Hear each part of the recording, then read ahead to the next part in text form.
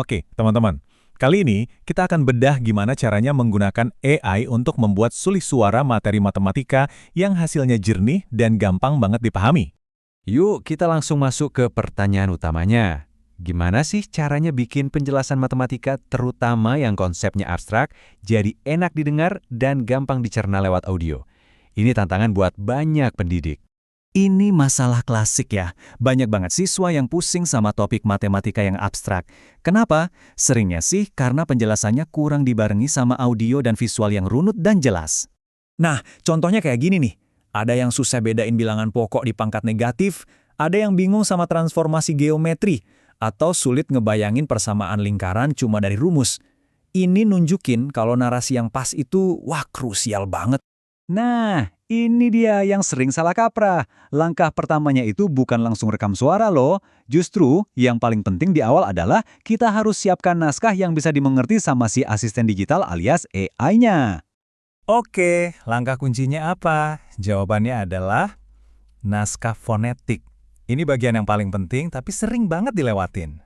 Gampangnya gini, kita tuh seolah-olah ngajarin si AI buat ngomong matematika. Jadi semua simbol atau rumus yang bisa bikin bingung, kita terjemahin dulu jadi kata-kata biasa yang gampang dibaca. Nah, coba lihat perbandingan ini deh. Kelihatan kan bedanya? Di kiri ada notasi matematika biasa, 3A pangkat negatif 1. Kalau dibaca AI langsung, bisa salah. Makanya di kanan kita tulis 3A pangkat negatif 1. Ini persis seperti masalah yang ditemuin mahasiswa Zakia Nurin Naja, di mana siswa sering salah tafsir ekspresi kayak gini. Oke, naskah fonetiknya udah siap. Sekarang kita punya pilihan nih. Mau pakai suara AI yang super jernih dan profesional, atau mau pakai suara kita sendiri biar lebih personal dan akrab. Jadi, ada dua jalur utama yang bisa kita tempuh buat menghidupkan naskah yang tadi udah kita siapkan. Jalur pertama, kita pakai pengisi suara AI. Intinya, kita manfaatin tool text-to-speech yang canggih buat bikin sulih suara yang hasilnya rapi, bersih, dan konsisten dari awal sampai akhir. Contohnya, ada riset yang menyoroti tools kayak Flicky. Platform ini emang dibuat khusus buat ngubah teks jadi audio. Praktis banget kan?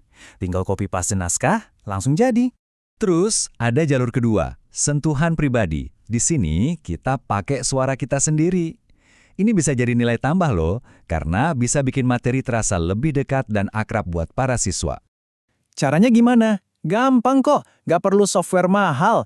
Cukup buka perekam layar bawaan, kayak snipping tool di Windows, aktifin mikrofon ya, terus ya udah tinggal rekam deh sambil jelasin materinya. Simple. Tapi, ada satu aturan emas nih yang nggak bisa ditawar, mau pakai suara AI atau suara sendiri, khususnya buat matematika, yaitu soal tempo atau kecepatan bicara. Coba dilihat kutipan ini. Ini masukan dari tinjauan ahli loh, yang bilang materinya disampaikan terlalu cepat. Ini penting banget, karena kecepatan default AI itu seringkali terlalu ngebut buat siswa ngikutin alur logika matematika.